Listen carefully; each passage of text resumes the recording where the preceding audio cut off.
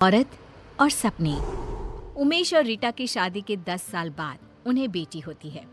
रीटा, तुमने मुझे जिंदगी की बहुत बड़ी खुशी दी है। तुम भी ना, ये सब भगवान की कृपा है। बस हमारी बेटी बड़ी होकर कुछ अच्छा करे।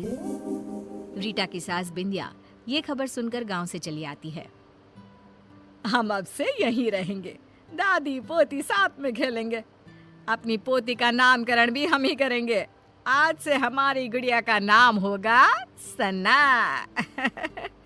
आओ मेरी गुड़िया, दादी के साथ खेलोगी ना। वक्त गुजरने लगता है, सना बड़ी होने लगती है। अब सना 10 साल की हो गई है। दादी पोती एक साथ एक ही कमरे में सोते हैं। एक रोज सना आधी रात को घबराकर उठ जाती है। अरे क्या हुआ मेरी बच्ची, तू इतनी घबरा क्यों रही है? दादी, मैंने एक औरत को देखा जो मेरे बेड के नीचे से निकलकर मेरे ऊपर आकर बैठ गई और मुझसे कुछ कहना चाह रही है। अरे बिटिया, मैं हूं ना तेरे साथ। देख देख, तेरे बेड के नीचे कुछ भी नहीं है। मेरी बच्ची आराम से सो जा। अगले दिन फिर वही सब होता है। फिर सना सपना देखकर उठ जाती है। दादी, सपने में फिर मैंने उसी औरत को देखा। वो फिर उसी तरह मेरे बेड के नीचे से मेरे ऊपर आकर बैठ गई है और मुझसे यहाँ से जाने को कह रही है। कौन हो सकती है और कोई तेरे सपने में क्यों आएगा? अच्छा बेटी, वो दिखने में कैसी है, तू बता सकती है? हाँ दादी, बड़ी बड़ी आंखें, गोल चेहरा, लंबे बाल, मोटे मोटे गाल, पतली दुबली, मानो जैसे कोई मॉडल हो। क्या? ये तो नीता है, लेकिन उसका तेरे सपने में आने का क्या मतलब है? दादी, ये नीता कौन है? अब कुछ नहीं मेरी बच्ची, तू सो जा। हाँ। अब बिंदिया की डर के मारे हालत खराब हो जाती है। वो रात भर सो नहीं पाती। अगली सुबह बिंदिया सारी बातें उमेश से कहती है। उमेश, वो वापस आ गई है। इस बार उसने अपना शिकार हमारी सना को बनाया है। सना को कुछ हो गया तो हम तो मर जाएंगे। क्या माँ, आप भी कैसी बातें कर रही हो? सपने से भला क्या होता है? कौन सा वो सच में निकल कर बाहर आ जाएगी? माँ, आप है ना कुछ ज्यादा ही सोच रही हैं। इस बात को यहीं खत्म कर दीजिए। और देखिए, रीटा को इसके बारे में कुछ भी खबर नहीं होनी चाहिए। उमेश की बातें बिंदिया के दिमाग से आर पार हो जाती है और वो नीता के बारे में ही सोचती रहती है। पहले तो सना को सपने रात में आते थे, लेकिन अब तो उसे दिन में भी सपने आने लगते हैं। एक शाम जब सना सोकर उठती है और जोर जोर से रोने लगती है।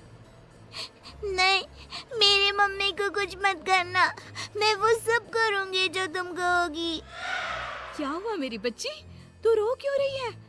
मम्मा वो आपको मार देगी। वो रोज रात को मेरे सपने में आती है, कभी मेरे बेड के नीचे तो कभी मेरी अलमीरा के पीछे छिपी रहती है। क्या बोल रही है बेटा? मुझे कुछ समझ में नहीं आ रहा। कौन आ जाती है और मुझे क्यों कुछ करेंगे? मम्मा, एक औरत मेरे सपने में आती है, मेरे बेड के नीचे से निकलकर मेरे ऊपर आकर बैठ जाती है और कहती है ये उसका घर है, वो आपको मार देगी क्योंकि आपने उसकी जगह छीन ली है इस घर में। बेटा, ऐसा कुछ नहीं है और सपने ना सच नहीं होते। आपकी मम्मा को कोई नहीं मार सकता। रिया सना को तो शांत कर देती है, लेकिन उसके दिमाग में ये सब चलने लगता है और वो अपनी सास को ये सब बताती है। ये सब मुझे पता है रीटा। तब तो आपको ये भी पता होगा कि वो औरत कौन है जो सना के सपने में रोज आती है, और आपने मुझसे ये सब क्यों छुपाया? हमें कुछ नहीं पता बहू, हमें तो लगा कि तुझे चिंता हो जाएगी, इसीलिए हमने तुझे नहीं बताया। सपनों का हकीकत का क्या मेल? नहीं मम्मी जी, इस सपने का कोई ना कोई मतलब जरूर है। अगली सुबह रीटा और बिंदिया किसी पंडित को अपने घर बुलाते हैं और सना को झाड़ा दिलवाती हैं और उसे सारी बात बताती है। उस औरत की आत्मा भटक रही है और कहीं ना कहीं उस औरत का इस घर से कोई ना कोई संबंध जरूर है। सना बिटिया को ही इसका तोड़ निकालना होगा और उससे पूछना होगा वो क्यों आई है और वो क्या चाहती है। रीटा सना को समझाती है कि उसे उस औरत से सब कुछ पूछना होगा। जब सब सो जाते हैं और सना को सपने दिखने शुरू हो जाते हैं, तब वो देखती है कि अलमीरा के पीछे से वही औरत झांक रही है और पंखे के ऊपर आकर बैठ गई है और वो सना को दिख रही है। सना उठकर बैठ जाती है। तभी वो औरत उसका गला दबाने लगती है और कहती है, बोला था ना, निकल जाओ इस घर से, ये घर मेरा है, नहीं गई तो दोनों माँ बेटी मरोगे मेरे हाथ से। कौन हो तुम? मुझसे और मेरी मम्मा से तुम्हारी क्या दुश्मनी है? इतने में ही सना डर से उठ जाती है और रोने लगती है। रीटा और बिंदिया उसके पास बैठी होती हैं। बेटा, तूने उससे पूछा या नहीं? इतने में ही उन लोगों को एक आवाज आती है, पूछा, लेकिन जवाब सुने बिना उठ गई, इसीलिए मुझे यहीं आना पड़ा। जोरों की हवा चलने लगती है, कमरे का सारा सामान गिरने लगता है और एक औरत सबके सामने आकर खड़ी हो जाती है। तुम कौन हो? बिंदिया, तू नहीं जानती मैं कौन हूँ? तू बताएगी इन लोगों को या मैं बताऊं? ये नीता है, एक मॉडल। उमेश और नीता एक दूसरे से प्यार करते थे और शादी करना चाहते थे, लेकिन हमने इन दोनों की शादी नहीं होने दी।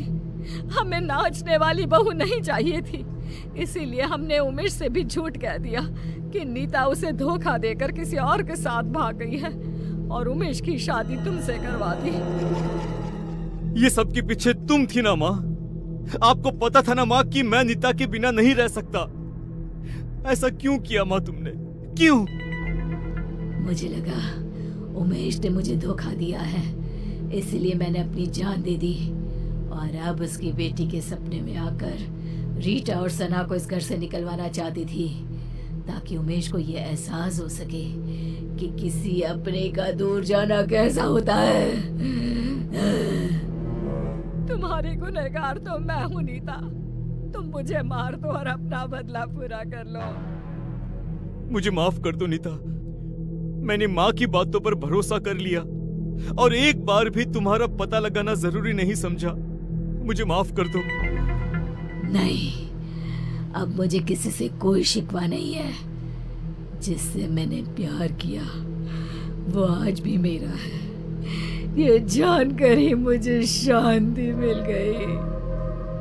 बिंदिया का मन ग्लानि से भर जाता है और वो खुद की जान ले लेती है। ये क्या कर दिया माँ तुमने? क्या कर दिया? एक बेकसूर की जिंदगी खत्म कर दी मैंने। अब मुझे जीने का कोई हक नहीं बचा। हमें माफ कर देना नीता।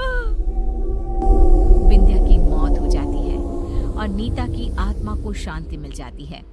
उमेश नीता को अपनी पहली पत्नी का दर्जा देकर उसकी तस्वीर अपने घर में लगवा देता है और सना और रीटा के साथ खुशी खुशी जीने लगता है।